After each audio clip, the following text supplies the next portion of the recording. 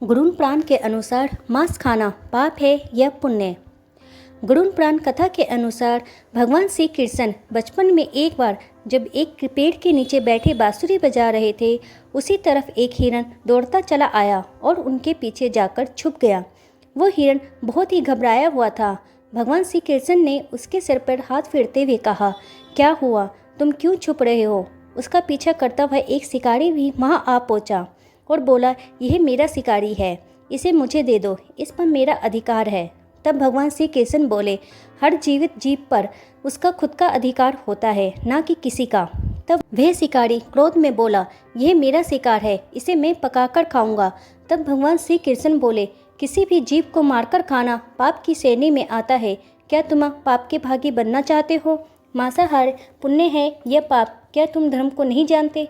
तब वह शिकारी बोला, मैं तुम्हारे जितना शिक्षित तो नहीं कि ये जानूं कि मांसाहारी पुण्य है या पाप, पर मैं ये जानता हूँ कि जीव को मारकर खाना इसमें कोई हर्ज नहीं है। मांसाहार से तो एक तो वह जीव को जीव बंधन से मुक्त कर रहा है, फिर क्यों मांसाहार से मना किया जाता है? वैसे भी मैं इसको मारकर नीच योनि से मुक्ति दिलाकर पुण्य ही कमा रहा हूँ, फिर इस पर पाबंदी क्यों? इसे तो प्रोत्साहित करना चाहिए। जहाँ तक मैंने सुना है, जीव हत्या तो शास्त्रों में भी बताया गया है। राजा लोग शिकारी किया करते थे। ऐसे तमाम तर्क देते हुए श्री कृष्ण से पूछा कि फिर क्यों ये मांसाहार गलत है और पाप की श्रेणी में आता है? आप ही बताइए, मांसाहार पुण्य है या पाप? भगवान श्री कृष्ण समझ गए कि इसकी बुद्धि मांस खाने के कारण तामसिक हो गई है और उसने सोचने और समझने की बुद्धि भी खो दी है। फिर भगवान श्री कृष्ण बोले, इस अंतहीन विषय पर पहले तो मैं कोई राय नहीं दूंगा। मेरी इस छोटी सी कथा सुनने के बाद तुम ही उत्तर देना कि मांसाहार पुण्य है या पाप, और तुम्हें मांस खाना है या नहीं। वह शिकारी सोचने लगा कि इसमें मेरा तो कोई घाटा नहीं है, इस कथा को मैं सुन ही लेता हूँ, मेरा मनोरंजन भी हो जाएगा और बाद में मुझे इसका मांस भी मिल जाएगा। तो भगवान श्री कृष्ण अपनी कथा आरंभ की। एक बार मगध में खाद्य संकट खड़ा हो गया तो अन्न का उत्पादन कम हो रहा। राजा को चिंता हुई कि यदि इस समस्या का शीघ्र निदान नहीं किया गया तो संरक्षित अनाज कोष भी खत्म हो जाएगा और संकट भीषण हो जाएगा। तो सम्राट ने अपनी राज्य सभा में पूछा, देश की खाद्य समस्या को सुलझाने के लिए सबसे सस्ती वस्तु क्या है? मंत्रीगण सोच में पड़ गए। चावल, गेहूं, आलू इत्यादि पदार्थों को उगाने के लिए बहुत श्रम करना पड़ता है।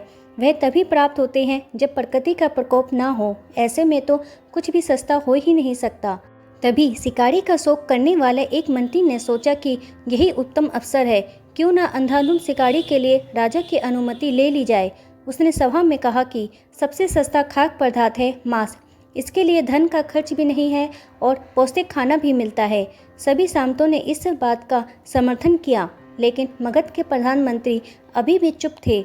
सम्राट ने पूछा, प्रधानमंत्री आप चुप क्यों हैं? आपने कोई अनुमोदन क्यों नहीं किया? आपका क्या मत है? प्रधानमंत्री ने कहा, मैं यही नहीं जानता कि ये कथन सही है कि मांस सबसे सस्ता पदार्थ है, फिर भी इस विषय पे अपने विचार आपके सामने कल रखूंगा। प्रधानमंत्री उसी रात मांसाहार का प्रस्ताव रखने वाले सामंत के घर पहुंचे।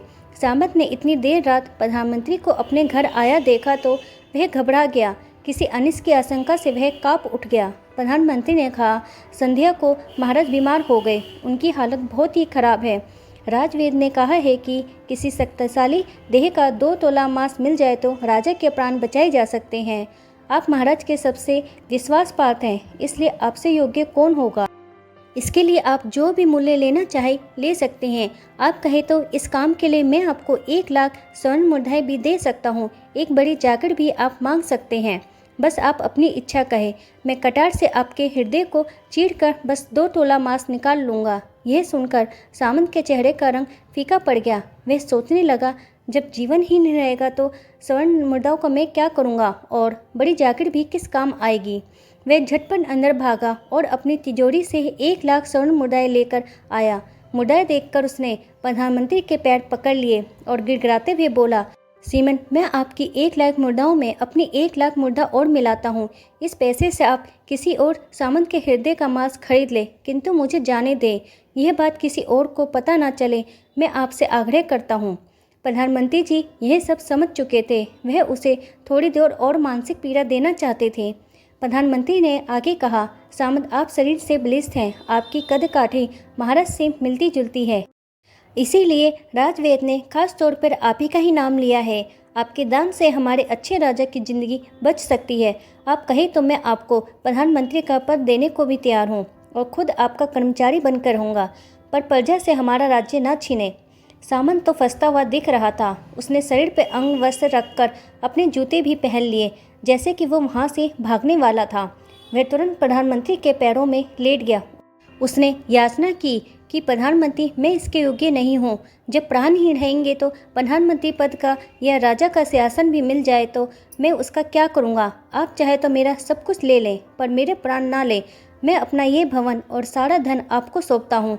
रातों रात राज्य से निकल जाऊँगा। इतना कहकर वह अपने घोड़े की ओर भागा और जैसे ही अपना घोड़ा घटने लगा, आवाज़ आई, अभी अपने पीछे तुम अपने परिवार को भी छोड़े जा रहे हो। सामंत बोला, मेरे प्राण से पीड़े कुछ भी नहीं है। जब जीवन ही नहीं रहेगा तो कुटुंब का क्या करूँगा। जीवन रहा तो ऐसे ही सुखी रह लूँगा। इतना कहकर घोड़े पर छलांग लगाकर बैठ भी गया। वह अभी चलने ही कोई था कि प्रधानमंत्री ने घोड़े की साख पकड़ ली। वह सामंत से बोला, भागने की जरूरत नहीं है, आप आराम से घर पर ही रहो, मैं किसी और का प्रयास करता हूँ। यह कहकर प्रधानमंत्री वहाँ से चले गए। प्रधानमंत्री के वहाँ जाने पर सामंत के अंदर कुछ जान तो आई, परंतु बेचैनी बनी रही। उसकी नींद खराब हो चुकी थी। मुर्दाएं लेकर प्रधानमंत्री बारी बारी सभी सामंतों के घर पहुँचे और सभी से राजा के लिए हृदय का 2 तोला मांस मांगा, परंतु कोई भी राजी ना हुआ। सबने अपने बचाव के लिए प्रधानमंत्री को लाख और 5 लाख मुर्दाएं तक दे दी। इस प्रकार प्रधानमंत्री एक ही रात में करोड़ों स्वर्ण मुर्दाएं जमा कर ली। फिर सुबह होने से पहले ही अपने महल में पहुंच गया। अगले ही दिन राजसभा में सभी सामंत समय से पहले ही पहुंच गए थे। सभी वे जानना चाहते थे कि राजा स्वस्थ है कि नहीं, लेकिन कोई भी किसी से भेद नहीं खोलता था। सबको राजभेद की तलाश थी, उनसे ही उन्हें कुछ सूचना मिल सकती थी। प्रधानमंत्री ने सैनिकों को आज्ञा दे रखी थी कि जब तक महाराज राजसभा में न आए, किसी भी सामंत को भी महल से बाहर जाने की आज्ञा नहीं है। राज्यसभा में अपने से परिचित गति में आए और अपने सिंहासन पर आकर बैठे। सभी सामंतों ने देखा कि कहीं से भी राजा उन्हें अस्वस्थ नहीं लगे। उन्हें तो कुछ हुआ ही ना था। प्रधानमंत्री ने उनसे झूठ बोला। हर सामंत के मन में यही विचार चल रहा था, पर कोई भी किसी और को कुछ भी ना बोल रहा था। तभी प्रधानमंत्री ने राजा के समक्ष 1 करोड़ स्वर्ण मुद्राएं रख दी। राजा ने पूछा, यह स्वर्ण मुद्राएं किसके लिए है और कहाँ से आई। प्रधानमंत्री ने कहा, 2 तोले मांस के लिए इतनी धन राशि जुटाई है, पर मांस ना मिला। अपनी जान बचाने के लिए सामंतों ने ये मुद्राएं दी हैं। अब आप ये विचार कीजिए, मांस कितना सस्ता है। राजा को बात समझ में आ गई। उन्होंने प्रजा को अतिरिक्त परिश्रम करने का निवेदन किया और राजा के अनाज भंडार में से अनाज निकाल कर सैनिकों को दे दिया। उन्होंने पौष्टिक सब्जियों की खेती का तुरंत आदेश दिया। वे 1 करोड़ स्वर्ण मुद्राएं इसी कार्य के लिए और सैनिकों के कल्याण के लिए खर्च की गई। ऐसी साग सब्जी तेजी से उगी जिससे प्रजा का कल्याण भी हुआ और पौष्टिकता भी मिले। कुछ समय बाद मौसम अनुकूल हुआ और खेती लहराने लगी। इस प्रकार राज्य से खाद्य संकट भी दूर हो गया।